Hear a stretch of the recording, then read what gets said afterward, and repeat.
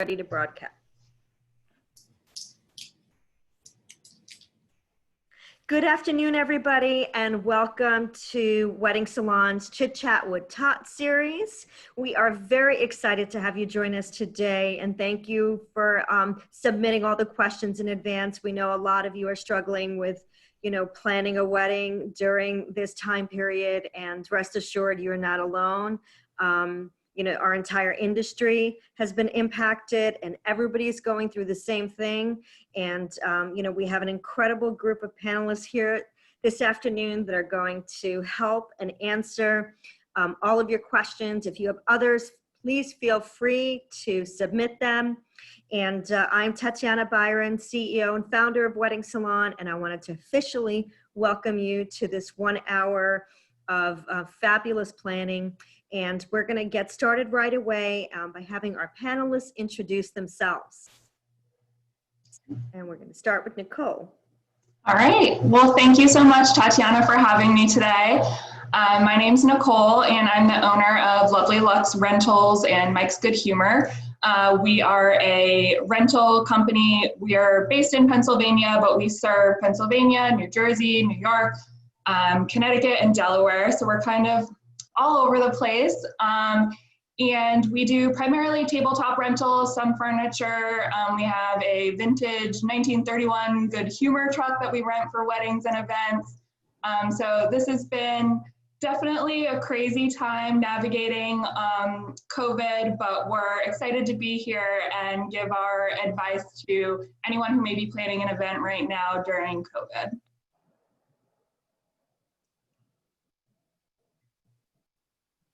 You're on mute. Okay, so I've learned how to unmute during COVID. That's the first thing I've learned. But I'm Bailey Smith of Bailey Smith Events, and we've been planning now in the Florida market mainly for the last 7 years. I've been a planner for 15 years from Winnipeg, Manitoba, Canada, a very cool spot. And literally we do weddings and events globally. So we're a corporate planning company as well. And right now we're just really navigating these tough times for everybody and assisting our brides as much as possible. But my passion is literally turning moments into memories for our couples. And we are really looking forward to getting back to doing that. So thank you for joining us. Hi, everyone. My name is Vanessa Young. I'm the owner of Little Black Book Events, and we serve couples in the Washington, D.C. area and beyond, and we've been doing that for the past 7 years. We curate positively unforgettable events that provide unique and memorable experiences for our couples, and recently a lot of that curating has involved a lot of pivoting, but our work ultimately enables our couples to be fully present and enjoy every emotion of their day. So excited to be here with you all today. Hi, I'm Amanda Seibert, and I am the owner of Bella Bridesmaids, 2 showrooms located in New York City and then 1 in Florham Park, New Jersey. So we are Bridesmaids dress showroom. We have nationwide about between 50 and 60 different showrooms, and we really just cater to the bridesmaids and the bride and groom, and hoping to style their dresses and what's going to make everyone feel super confident and beautiful on that special day. Thank you for having me. Thank you so much, everybody, for introducing yourself. And we're going to get right into the questions that we've received from our couples. And the first question goes to you, Nicole. And that is, do you see an influx of weddings for 2021? And how is masking and distancing changing the industry? Well, we do see an influx of weddings for 2021, and a big part of that is because so many brides and clients have had to reschedule their weddings from 2020. So we see so many people moving from 2020 to 2021. So you have to remember that there's new people getting married in 2021, plus all the people who moved from 2020. So there's definitely going to be a lot of events. The best piece of advice I can give to you is you want to secure your vendors really as soon as possible because of all those reschedules. And as far as masking and distancing changing the industry, it definitely is.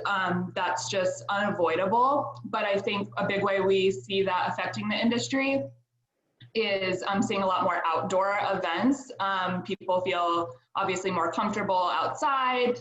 It's kind of easier to social distance. And so that can mean sometimes avoiding masks if you can, obey proper social distancing rules outside. But things like, personalized masks or having your, a wedding monogram or initials or something like that on a mask can be fun for a wedding. We see brides wearing like bedazzled masks, bride masks, that type of thing. So we're definitely seeing a lot of new trends around that for 2021 weddings. Thank you. And Amanda, what trends are you anticipating for 2021 for weddings and events? I think piggybacking on the same kind of thread Nicole is saying is that people are dependent on where they are in the United States or in the world. They are going towards the outdoor ceremonies and celebrations, and yet they still want to make them safe and intimate. They really want to focus on the guest experience, but they don't want to compromise the details. So they're still making it super personalized, trying to incorporate humor. People don't necessarily probably want to wear the mask, but they're embracing them and they're trying to incorporate ways to, make it humorous or beautiful.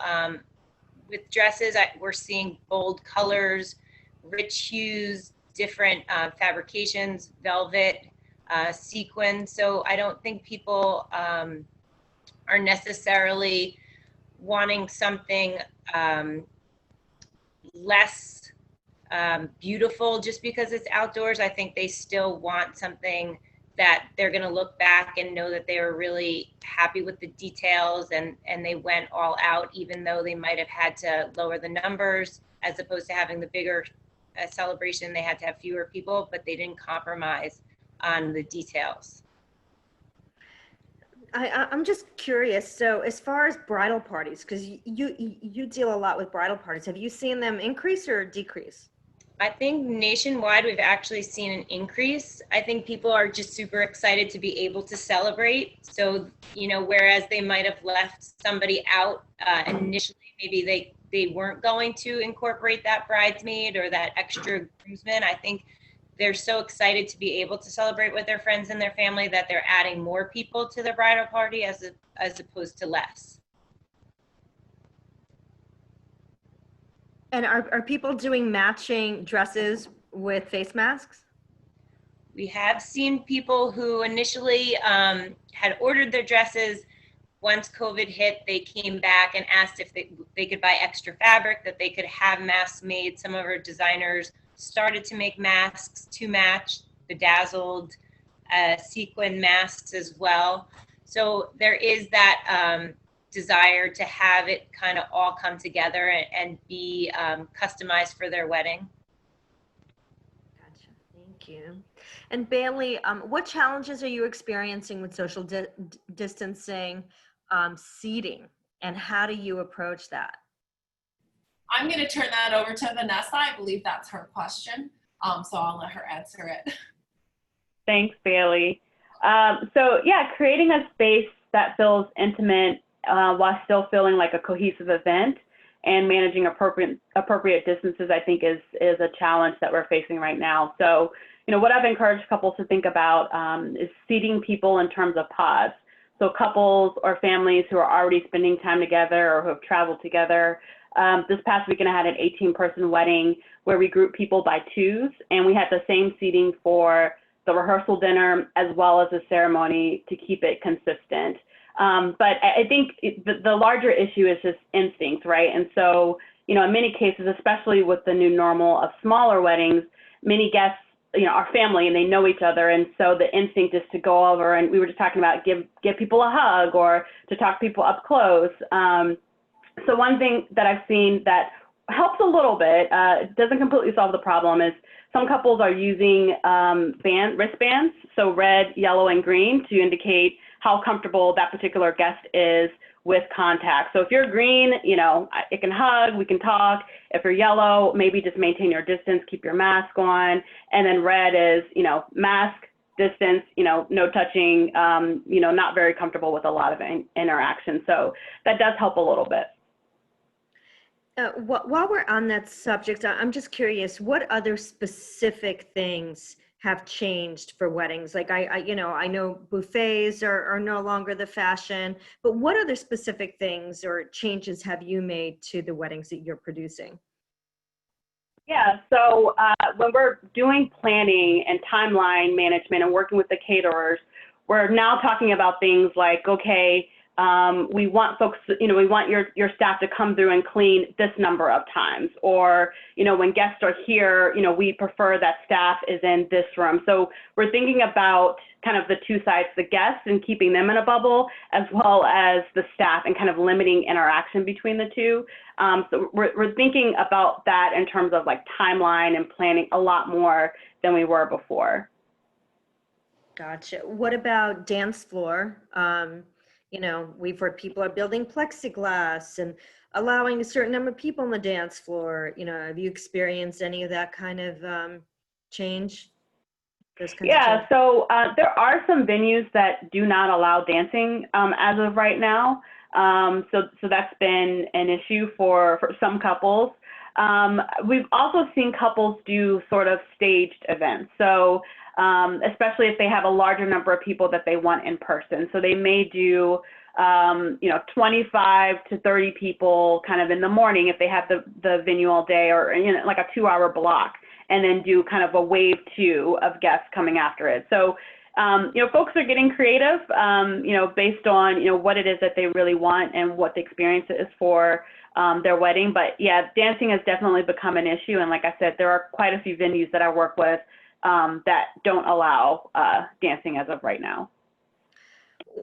One last question to that. When they do 2 phases or 3 phases, do they only do 1 ceremony, or they actually do 3 ceremonies? So it's really just the reception part. So they're doing 1 ceremony, and usually with a small group of family, whoever's going to be there kind of throughout the day. Also, a thing to consider if you are doing that, to schedule time in the middle for the venue to come in and do a clean. So usually kind of an hour sort of reset of, cleaning of the space. So there are a lot of things to think about from a logistics perspective when doing that, but it's worked for some couples who, do prefer to see more people on their day. Gotcha. Okay. And Bailey, do you expect travel restrictions to still be in place in early 2021? And how do you think that will impact destination weddings and honeymoons? Okay, so this year has been absolutely crazy, as we all know and are experiencing together collectively in this industry with our brides and with our vendor partners.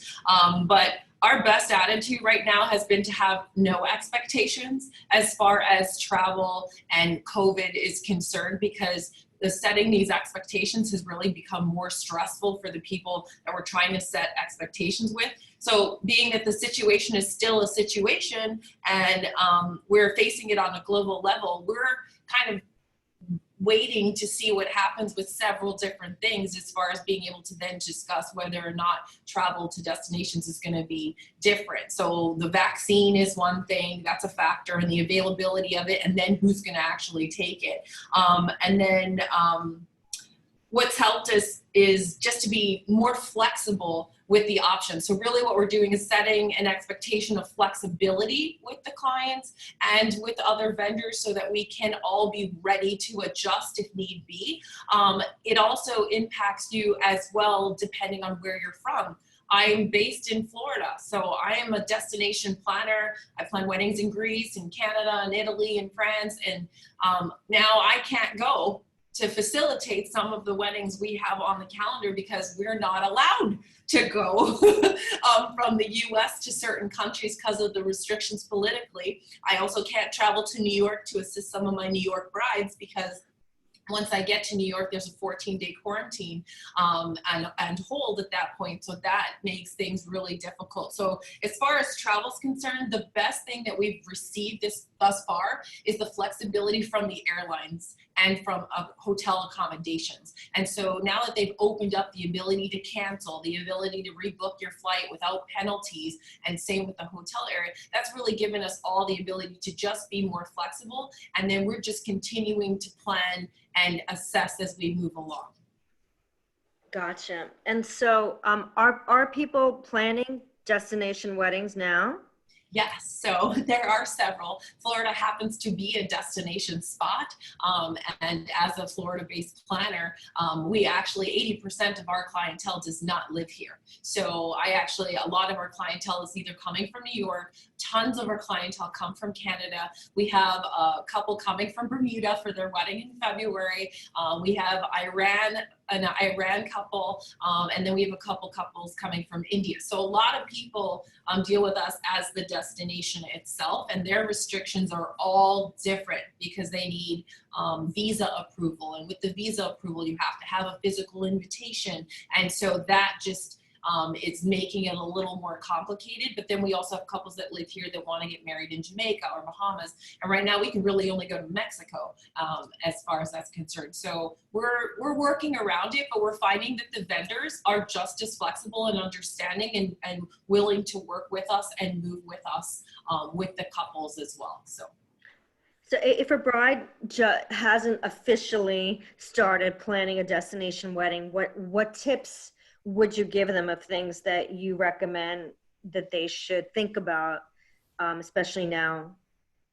So date's going to be the first one automatically, selecting the date. So right now I wouldn't suggest anything within the next 6 months travel-wise, just to be safe from having to move, and just assess as you go. And so sending a save the date out to your guests, if you do decide to book and select a date and sign a contract, make sure that there's flexibility in the contract in the event you do have to move. And you have to be concerned mostly about, is the flexibility on the venue side, or is it on your side? And you need it to be on both, because it could be a situation where you're a Floridian, and because Floridians are not, we're considered the highest risk area in the US right now, a lot of other states in our own country aren't accepting us. So it has to work on your end as well too, because if it's only on the venue side and the venue has to shut down because of what's happening in its location, it doesn't save you if it doesn't apply to you as well for what's happening where you live. And so that would be the number one thing I would say to focus on after date, is the area you're selecting and the flexibility of the contract. Would you recommend booking into 2021, or at this point would you say if they haven't started planning, to go into 2022? So I personally would look at the back half of 2021, and just to be as safe as possible. I really feel confident that we're moving in the right direction, even though the numbers don't look the way they look. But I've been doing some more research and working with some CDC personnel and also Secret Service people that I have access to, and just getting information. And it could all be rumors, because now I feel like I don't know what's fake news and what's real news anymore. But definitely back half of 2021, especially if you're just starting to plan, give yourself 12 months, hire a wedding planner off the bat, because they're going to have the most knowledge, they be able to give you the most direction, and they will save you the most money, because you will not make mistakes repeatedly during your planning process. It will be one and done, and you'll have somebody who knows what to do and how to maneuver in the event. And being a Florida planner, we're susceptible to hurricanes from June 1 to November 30th. So I'm used to doing this and rescheduling and having to shut down like 72 hours before an entire wedding and then redo it. I'm just not used to having to shut down this long, but we're learning. Right. And so this next question is to Amanda. What can vendors do to go above and beyond to promote safety guidelines for their clients, and specifically as it relates to your stores? You know, how do brides and bridesmaids feel safe coming in? What have you implemented? What do you think everyone in the industry should be implementing for everyone to feel safe? I think the guidelines are changing often, so it is hard to keep up with them, but I think people just need to know what to expect when they enter your showroom. And I think that starts with your first line of contact, whether that be on the phone or an email, and just setting the expectation that masks are required, that we do sanitize the dresses, and making it clear that we do limit the number of people in the space at the same time. Right now, when we talk to a new client and they come in for a first appointment, or they're requesting a first appointment, we just like to be really clear on timelines. And let them know that, you know, we don't know what's going to happen. And if you do want to order, we want you to order sooner than later. And that there is a 3-4 month normally for ordering bridesmaids dresses. So we do want to have you in the showroom as soon as we can. We have set up a preview appointment virtually, or it can be on the phone. So we're really getting to know the bride a lot quicker than we have in the past. So that contact didn't start until they came in for their first appointment. But now we're talking to the bride. We're maybe having a virtual meeting with the bride or the groom and just getting a feel for what they like, so that when they do come in and we are suggesting U+2, whereas before it was with their whole bridal party and their mom and maybe their planner, now it's U+2 to kind of reduce that contact and have less people. But I think it also helps the bride kind of see her vision come to fruition and not have too many opinions that kind of often take the bride off course. So I think those changes are actually helping the bride to kind of figure out what she wants and having honest conversations, and it allows us to get to know the bride in a safe way. So still with masks on, still sanitizing the dresses in between anybody trying them on, and just allowing the client to know that that is what is expected every time they come into a Bella Bridesmaid, whether that's my showroom or a showroom in San Francisco. So just being consistent across the board. So actually, a couple of questions to that. One is, what does it mean to sanitize a dress? Two is, are you only doing like one appointment at a time, or are there multiple appointments? Is all the staff on the floor, or you only see your person? How does that work? And the third part to that question is, if a bride did want to get something done quickly and or solely virtually, can they do that and still have the dress fit? Okay, so yes, if a bride did not want to come into a showroom, we can allow a bride to have a borrow box, which means we'll send them the dresses that they're looking for, 3 dresses. They can look at them at home, try them on, and send them back to us. And we can do the ordering process all through our virtual showroom, which allows a bride to have a showroom, add the dresses, and that showroom is an ordering portal as well for their bridesmaids. So no one would ever need to step into a bridesmaid's showroom. They could also get in the borrow box a tape measure that they could use to measure themselves. You know, we'd always say that we'd rather have a professional measure them, but if that's what they're most comfortable with, just using the guidelines from the designer, they could take their measurements and pick their sizing. It's always a little bit risky to do that, but it's a possibility. If they did go to the local tailor, they'd have a little bit of maybe a better sense of this is where the dress, the measurements are. Sanitizing the dresses was definitely, you know, something new to us. We always steam the dresses, but now what's recommended is like a 70% or above alcohol sprayed on the dress. So whether that be a mix of vodka and water you can do, or there are some like Febreze options that are recommended as well, or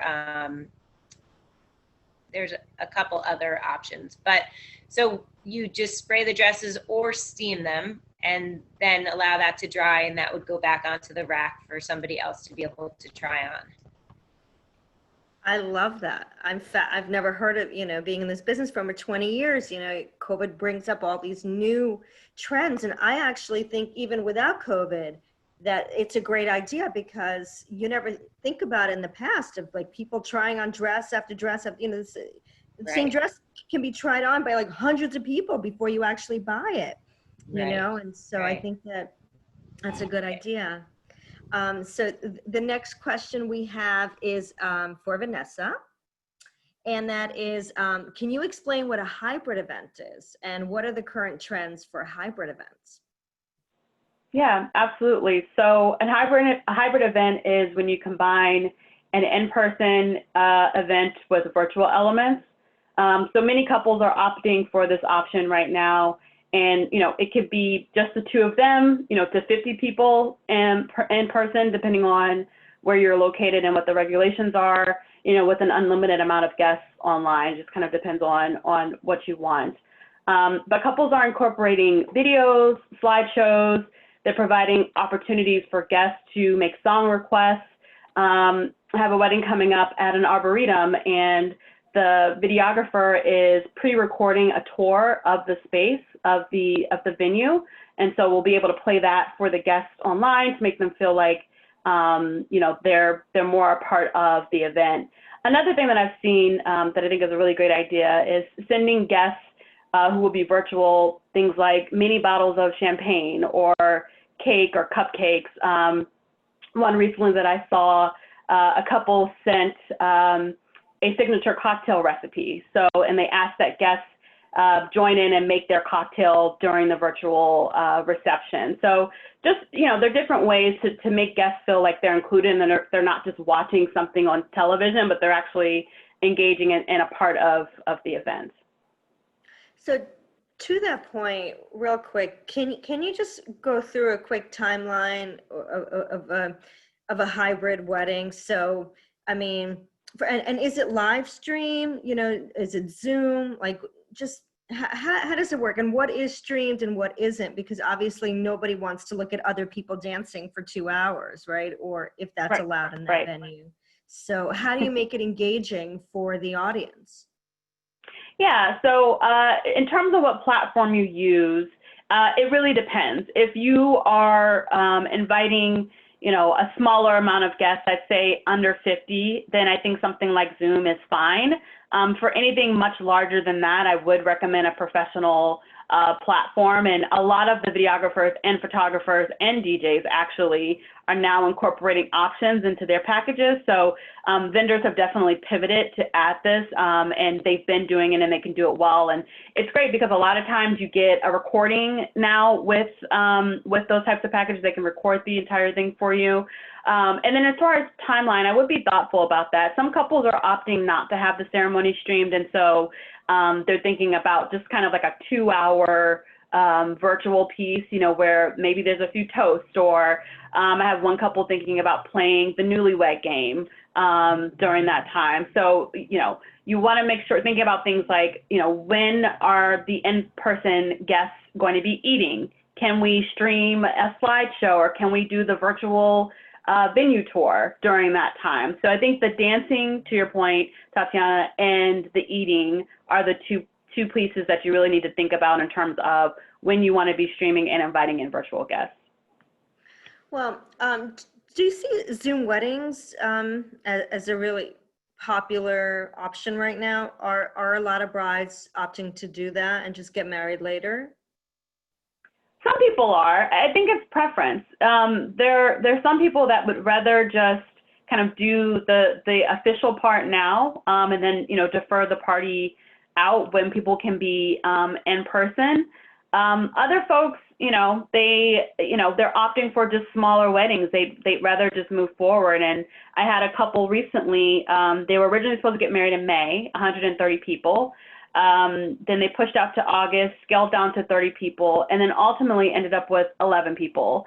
And what they said was like, hey, look, we want to do this thing. We're going to invite the people who are closest to us, and we're just going to make it work. We don't want to continue to plan out into the next year. We will make all of the deposits that we've already put down, work with all the vendors. And they had a wonderful time, and it was a great event. It was intimate, and the photos were lovely. So I think it just really depends on your preference. But I would challenge couples to kind of reset your expectations and really think about what it is you want and what's most important to you and align around that. I mean, I have to say my wedding was 11 people, and that was a long time ago, and it was I was ahead of the trend. But yeah. The one thing I do want to know is that to produce a Zoom wedding, you have to think of it as theater. You had mentioned TV show. When I produce live events, I think of them as theater, and certainly, every step of the way is planned ahead and in advance. And the same thing has to hold true for Zoom weddings, because people have Zoom fatigue. It could be very boring. And so a Zoom wedding has to be very tight in its timeline. And it also, you have to have a clear vision. So like you start out with like, okay, you know, you have welcoming remarks, and then you have to pick the order lineup of who's going to speak when, and you know, and if you're going to send them champagne in advance, or you want people to have the cake in advance, or the flowers, everything has to be done in advance. So there's a lot of planning that goes into it that I think, you know, sometimes people don't realize, and they say, hey, let's just do a Zoom, and then you have a bunch of people just sitting around going, okay, when is this going to start? Yeah, I think you're absolutely right. I had a couple who they're considering Zoom or live stream, and they're like, oh, we'll just open it up for people to do toasts. I wouldn't do that with a live event ever, in-person event, but certainly not on Zoom for sure. So instead of that, like you said, we are designating a couple of people to speak at a designated time. So I think you're right, Tatiana. There's this view that Zoom kind of means more casual, relaxed, laid back, but you do still want it to be engaging for your guests, and you want them to feel like it's an experience that they're a part of, and not like it's a work call or something. Thank you. The next question for Nicole is, what policies should brides look for in selecting a good vendor, when selecting a vendor? Well, I think COVID or no COVID, you always want to make sure that you're researching the vendors that you're considering, and that they are professional and have expertise in the field that you are hiring them for. So you want someone with experience and who really knows the industry. And that's even more important now, obviously, during COVID. You need someone who they're going to be able to guide you because of their expertise, and they've experienced countless weddings, whereas this might be your first. And they really have that expertise to guide you on how to be flexible right now, how to make changes, how to give you the best event possible. I think during COVID times, it's more important than ever that your vendors are very transparent with you. I know that a lot of brides may be looking right now to see what vendors' policies are about cancellations or postponements, all these different things. And obviously that's incredibly important. I would ask brides to kind of think about think about all of the things that you've had to be flexible about or adjust while you're wedding planning or planning any event right now during COVID. And your wedding planner or your florist or your photographer, or any of your vendors, they're doing that on a much larger scale, right? They're doing that with countless events. So definitely being flexible and a little bit understanding about the event industry will go a long way with any vendor right now. But just understanding upfront the questions to ask about what their cancellation policies are or what their postponements are, so that you know going into it before you sign a contract what the expectations are on either side. Bailey kind of mentioned earlier a little bit about knowing under what circumstances, you know, can you cancel or postpone, and will you get your money back, will you not? And those are questions and all things that you'll have to weigh yourself and see how comfortable you feel with what those answers are. But you'll be able to make the best decision for you if you know all the answers to those questions up front. Do you think that couples should renegotiate deposits? And what's a good way for them to try to determine if the vendor will still be in business in, you know, a year from now? You know, how can we help the couples now protect themselves? Well, I think that's part of like the transparency and asking these questions up front, what the vendor's policies are. If a vendor is professional and has a reputable business, they should have their own policies in place by now to handle these situations. So they should be able to give you a straightforward answer about what they will do in different scenarios that we encountered due to COVID.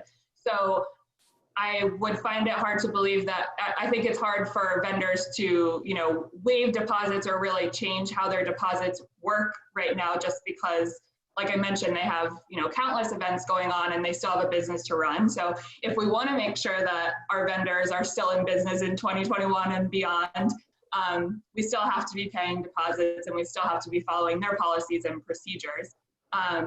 but sometimes, that might look like some flexibility where, for example, if my event is planned for January 2021, but I'm unable to have my event because of something COVID related, can I just move my deposit to a date later in 2021 or to a date in 2022, something like that. So have a clear understanding of, will your vendor allow you to move your date? Under what circumstances will they allow you to move your date? Does that require that, the laws or regulations say you can't have your event?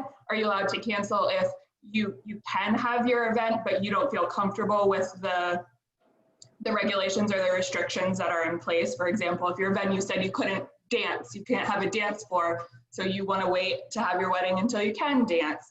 These types of things, you want to understand the circumstances in which you can move, postpone or cancel, and will there be a fee associated with doing that? You had just mentioned the vendors are busy with events. Are you guys busy with events right now? And if so, what kind of events are you producing now? Yes, we are still extremely busy with events, although those events look definitely really different than we initially had planned for fall and winter of 2020. Our typical events look somewhere between 150 and 250 people. Right now, that is not the case at all. People are more having, micro weddings that are 25 to 50 people. And so, a lot of people, like I think Vanessa touched on earlier, are choosing to have a smaller event now, and then they'll also have a larger event that includes all of their original guests next year or the following year. But they're still having these micro weddings now. And some people are deciding, now I know what's really important to me, and I just want to get married with these people that are the very closest to me, and they're just having, an excellent over-the-top wedding with 25 people or less. What's the most popular request? What's the number one thing everyone is renting now?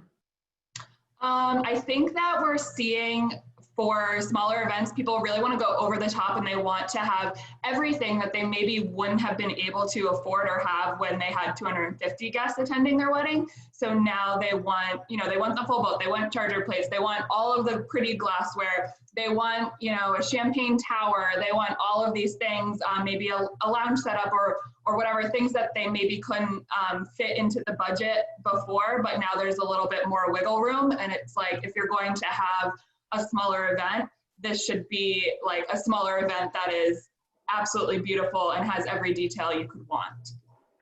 Okay, thank you. And Bailey, I actually have two questions. The first is, what is your most popular request? What is everyone asking of you that's number one most popular right now? That's the first part of the question. Oh, like for decor wise or just planning wise? Planning wise, just what's the thing that you're hearing all the time that you're like, oh my gosh? So right now I'm getting weird requests for very short turn times. Like people are asking me if I can do the wedding in 30 days, if I can do it before the end of the year. And the answer, of course, is always yes. If you're a wedding planner, for us, literally the work is the same, whether we do it in 12 months or we do it in 8 hours. It's just a little more stressed. And so we can pull it off. But I'm starting to see requests actually for something that's a shorter turnaround time, which I was not expecting. So it's like people are trying to, I've also found some people who didn't have a planner and they picked up new clients because they didn't have a planner. They'd gone through the reschedule and they're going through COVID, and now they just feel lost and they just don't want to do it anymore. Like they're throwing their hands up in the air and they're like, I do not want to work on this wedding another minute. Here you go. Here's what I did here, and fix it. And how can we fix it before that? So we're just trying to finagle and get as creative as possible last minute. So no problem. What are you trying to fix? Is it like another reschedule, or are there other problems? Well, they've rescheduled so many times that some of their vendors have no idea what date the new wedding date is. So that's the first thing. So date's always the key point, but it's like they've gone through, it's tough for a bride. I feel like if you don't have a planner, this is what we do. You do not know what you do not know, and you have to admit that. And so hiring a professional is going to eliminate that cause for error, or that margin of error, I should say. And so if you don't know what steps to take in order to like handle your reschedule appropriately, you actually end up causing like a tangled web of stuff. And then when you hand it to me to be fixed, I can fix it, no problem. I have no issue with that, but I just feel bad for the amount of stress I could see that caused that tangled web and entanglement and the confusion with a whole bunch of people. And I can see just how the anxiety just kind of goes through the roof at that point. So that's a little bit of the fixing that we need to do. It's just housekeeping. If you don't mind me asking, just so our bride's listening, what are the couple of key steps they have to take when they think about rescheduling? Oh, that's actually a question that I did have. You guys did assign to me, which is great. So I actually wrote this out because I didn't want to get it wrong. And because, you know, we go off cuff, and if you know wedding planners very well, we tend to be all over the place because we're natural multi-planners. Yes. Talk like that too, so keep up. But okay, so I did write this down so I could get it out clearly and concisely, just to help some people who may not have a planner already. So the first step is immediately contact your planner if you know you need to move your date. We got that. But she'll know how to counsel you and where to move it to and how to move it, and if you should be talking about it just yet at all. So pay attention to the professional in your that you've hired, if you did hire one. But if you don't have one, the first thing you have to do is pick a new date. Before you do anything, before you alert the masses, before you cause a fire, pick the new date, decide on the new date. Don't just call someone and say, hey, listen, we're thinking about moving the date. That does nothing for anybody, and it just causes extra chaos and time and confusion. So the first thing you need to do is pick a date. And an alternate date, right? Yes. And an alternate date. Yes, yes. A few date options actually would be best, but you're going to want to talk about these dates that you're talking about with your spouse to be with your immediate family, with the VIPs only. Don't poll the entire 130 guests. That's just not how you want to do it. Don't work around the entire guest count. Your parents, like your immediates, your besties, those people, like the small group that you would have in a micro wedding, that's who you're going to want to make sure is available for the new date options. Then the second thing that you're going to want to do is contact your venue first. You can't contact vendors and do all this stuff and make any changes until the venue agrees to move the date for you as well. Because what if it's not available and another bride has already booked it? So you're going to want to make sure that the date's available to you. And then once the venue says yes, ask them for a 72-hour hold on their new date that you're requesting. Because what you need to do next is then contact all of the vendors that you have booked for your wedding and ask them if they're also able to move to the new date that you're looking at as well.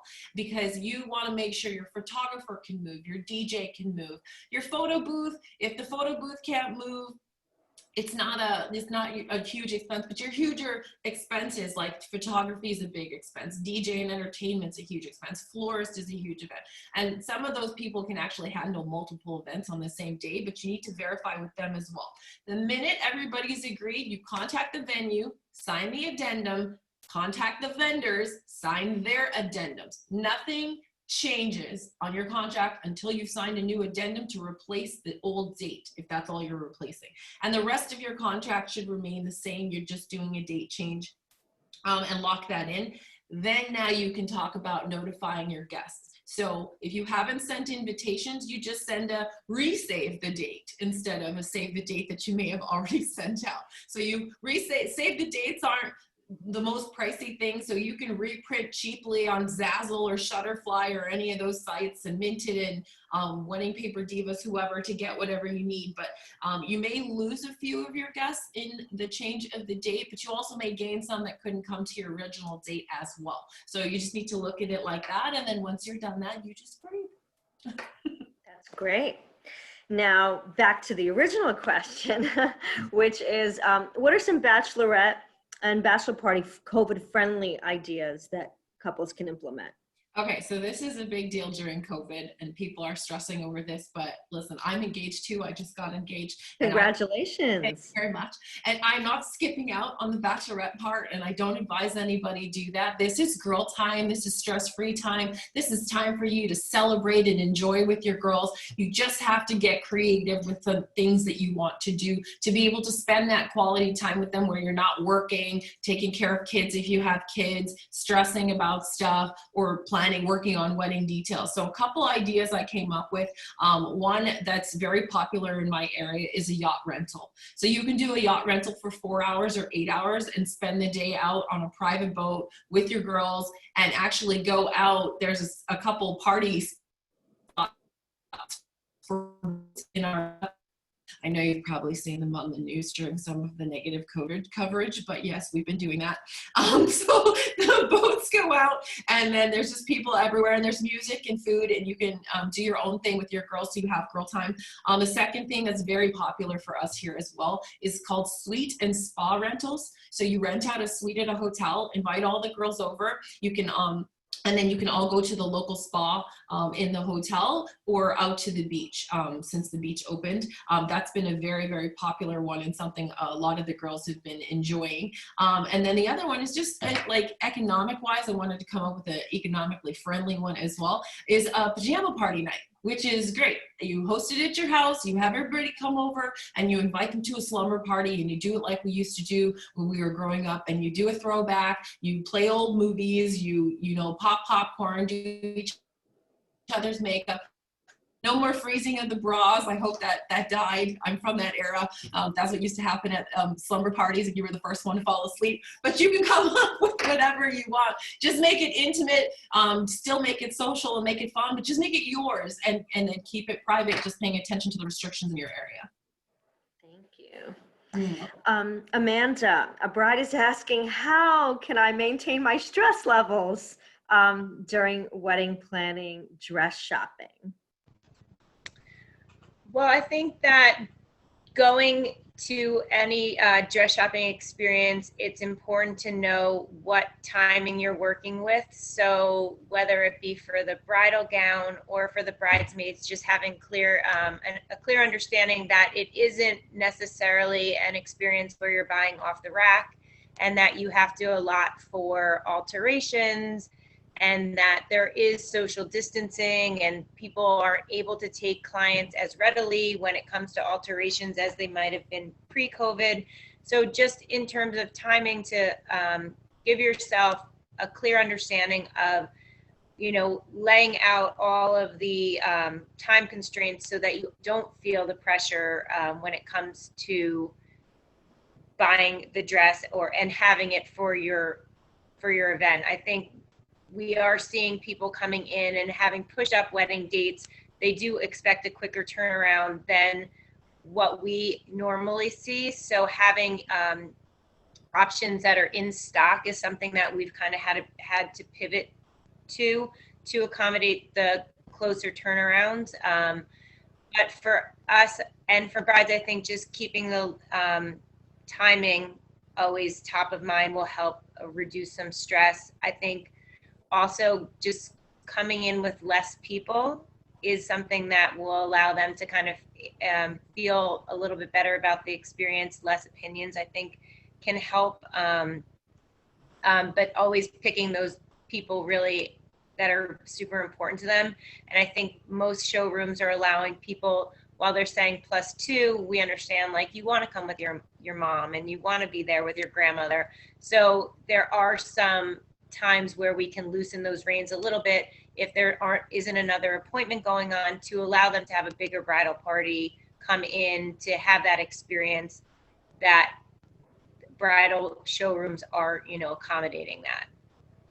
So a question with that. So I remember when I went dress shopping, I mean, I was given champagne, you know, all these things that are now, you know, I was given biscuits. Like, is that a thing? I mean, how do you still service the brides, you know, while maintaining masks and wanting them to wear the masks? Is that just gone? Like, airlines give you like a prepackaged now they don't really, give you anything that's open, but how does that work with you guys? I mean, for us, we don't do the whole champagne thing. But I know there are showrooms that still do that. And I think that that's just something that they personally want to stand by. And I think that if they are limiting the people and kind of controlling the situation, I think they're still feeling it's an okay situation. We are wearing masks. I feel like it not only protects our staff, but it also protects the people that are coming in, and it allows our business to continue to thrive. So I feel that right now, because that's what's being recommended, I just think it's the best thing to do for everybody involved and not put anybody at risk.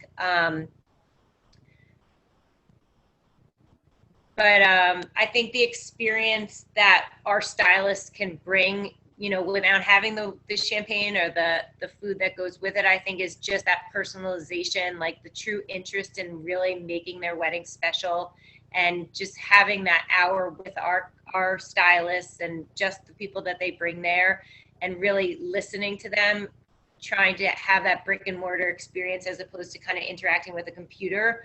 I think that's what's really special on that day out with whoever they might come with. And what's the number one request, most popular request, dress-wise? Dress-wise, we are seeing a lot of midi length. So as opposed to floor length, which has been super popular for so long right now, we're seeing like more of a form fitting. A velvet has been like very, very popular. Fall colors, really rich fall colors, and this midi length. So showing the little ankle, a cute heel. Okay, great. And now, Nicole, so question for you.